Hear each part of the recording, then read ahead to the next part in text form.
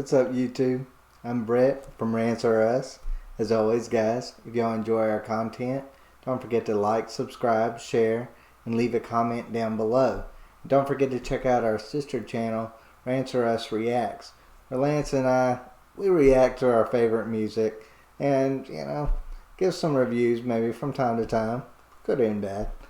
But today we're going to be talking about Game of Thrones, one of my favorite shows of all time. Well, was one of my favorite shows of all time. I do like the books, A Song of Ice and Fire. I enjoyed it. I enjoy a lot of that, but I won't say, everybody wants to compare George R. R. Martin to Tolkien, but I don't really see that. I kind of feel like Tolkien is far superior in almost every single way than Martin is, but that doesn't make Martin a bad writer. He's actually pretty good. He's made some really interesting characters. I just didn't really like the way that the show portrayed them. I thought the book did it a lot better. But anyways, we're going to get to this Screen Rant article. Game of Thrones star defends Battle of Winterfell episode as genius. Genius. Let me say that again. Genius. Now, that's something that probably none of y'all have ever heard before. The term that the Battle of Winterfell was genius. Okay, what goes wrong? What could possibly go wrong with the episode went wrong in that episode? But anyways, I'll get to that a little bit later. Former Game of Thrones star Iwan Rheon, who played Ramsay Bolton, calls the polarizing Battle of Winterfell one of the best episodes of television he's ever seen. Yeah. Yeah. I'm trying to figure out, I'm trying to even react to it, but it just, the first words that want to come out of my mouth is he's a liar. Because, or either he's just not watched very good television. Like, I don't know what their television's like over in Britain. I only know American television. I've been to Britain. I know what English television was like when I was over there. But there's better stuff than that episode of Game of Thrones, or just season 8 of Game of Thrones anyways.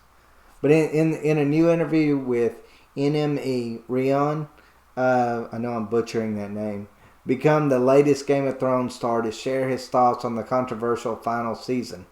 First, Rheon admitted he knew it wasn't going to please everyone because it just isn't possible. It was always going to be decisive. I don't think it was going to be any other way. To be honest, obviously, you can't please everyone, he said. Overall, though, Rheon counts himself among those who actually enjoyed Game of Thrones ending, particularly in the case of the Battle of Winterfell. He goes on to say, I felt that they made a very strong decision to where they thought the season would go.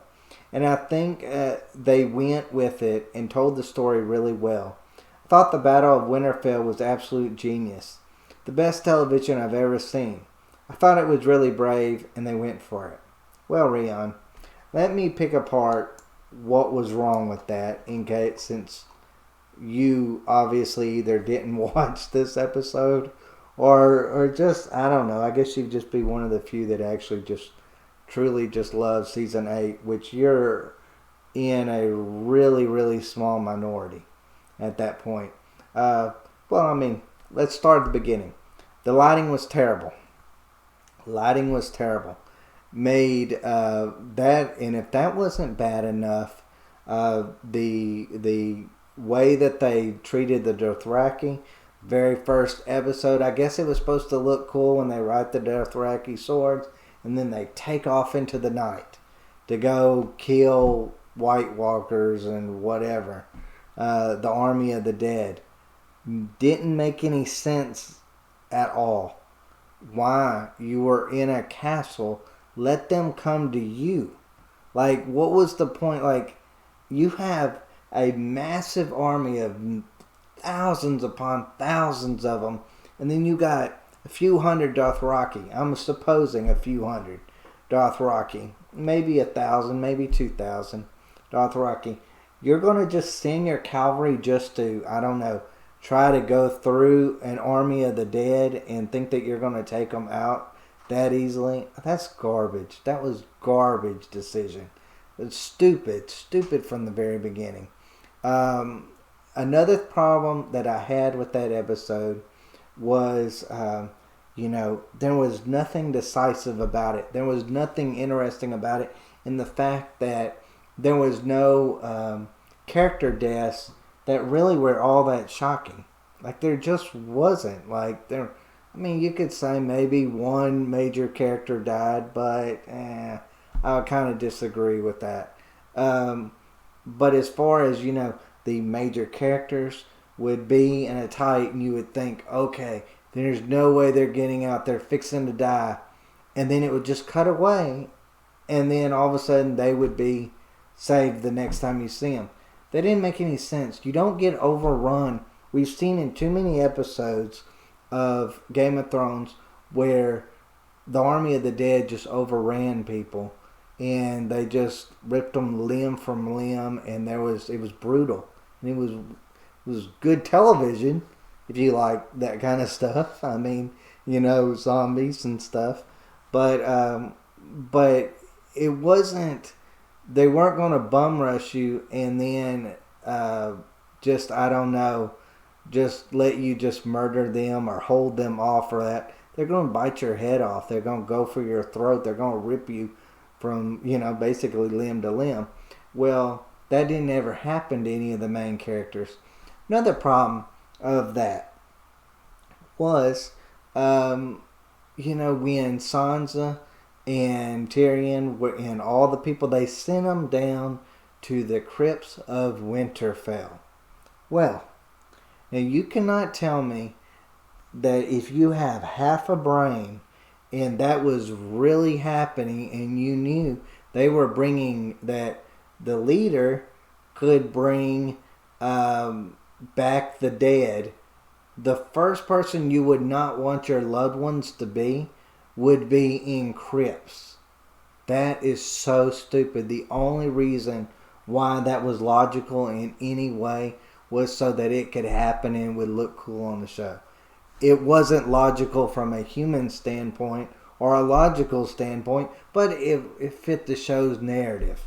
To me, that was one of the dumbest things. I remember even watching it when it was going on live or on television when it aired, thinking, that is so stupid. That is so dumb. Like, what did you think was going to happen? That's like the worst place that you would put those people. Take that all away. Then you have Daenerys and them just flying around with their dragons and not really doing much throughout the whole episode. Jon Snow running at a dragon, going "Rawr," screaming at it. Yeah, that's going to stop a dead dragon that is risen from the dead, I guess, undead dragon. That's going to stop it by screaming at it. That's what Jon Snow was reduced to in season 8. A man, that basically just summed it up. A man with a sword screaming at a dragon. Not doing anything. Besides his words, that was the most we saw of Jon Snow, except for the McQueen comments. And I won't do it, or whatever he would say. She's my queen, McQueen. It was just such a terrible season altogether, but it all culminated in that one episode. Everything that was wrong with that show. It had gone as far as it could go. They could not, they just could not tell good stories anymore. That was so, it was so bad. And then you add Arya killing the Night King, which was so idiotic. So idiotic. For years they had been kind of making it look like the Night King and Jon Snow were going to have this massive fight, and then that was going to be the decisive battle that was going to choose whether the living or the dead take over Westeros. But no, they wanted to change that And you cannot tell me that it did not have something to do with what was going on at that time.